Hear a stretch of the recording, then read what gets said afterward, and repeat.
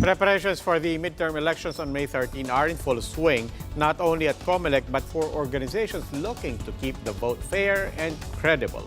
Patricia Mangune has the story. 100 computers are ready to process election data at the command center of the Parish Pastoral Council for Responsible Voting, or PPCRV. A widescreen monitor was also set up to flash the parallel unofficial count of votes.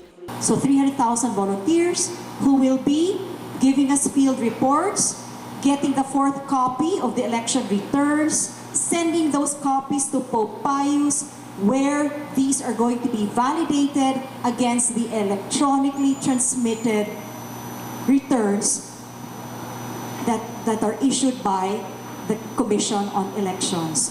Part of PPCRV's mandate is to validate the election returns from the COMELEC.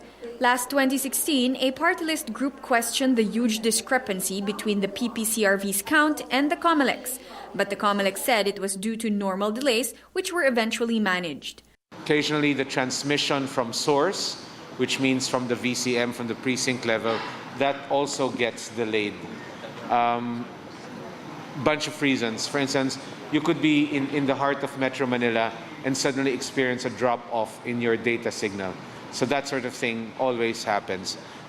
We've done everything we can to minimize incidences of that and to build in redundancies into the system so that if we come up against a situation where the primary means of electronic transmission fails, we have backup systems.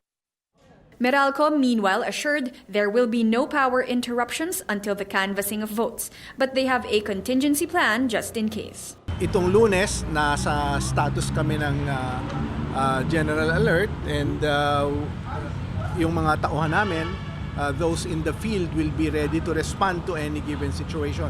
Barring any unforeseen, unexpected, unscheduled shutdowns, wala po tayong nakikitang problema. And that assurance is coming from no less than the grid operator. Meanwhile, the COMELEC formed the Task Force Contra Bigay against vote buying and vote selling in partnership with the PNP, NBI, DILG, and IBP. They even released a complaint form template for witnesses to this type of illegal activity. Following complaints, the PNP and NBI will help build cases which the DOJ will then prosecute. The COMELEC warned that vote buying and vote selling are criminal offenses under the Omnibus Election Code. Those proven guilty will be sentenced to up to 6 years of imprisonment, perpetual disqualification from holding public office, and deprivation of the right to suffrage, as well as appropriate fines. Even after the elections, anyone accused may still be held accountable. Authorities have already received reports of vote buying in Caraga and ARMM. Grabe din yung report ng vote buying ng barangay election, and now ito na naman, nagsisimula na naman. Ang napansin kasi namin, we have been receiving a lot of reports and yet wala tayong malinaw na protocol on how to go about it. So it was a very good development when the COMELEC created this task force kasi at least matutugunan na natin yung mga pangangailangan yung ating mga kababayan. Wala na rin masyadong ibang dayaan sa ibang aspeto ng ating electoral system. Yung vote counting machines ng COMELEC have been proven to be tamper-proof. No?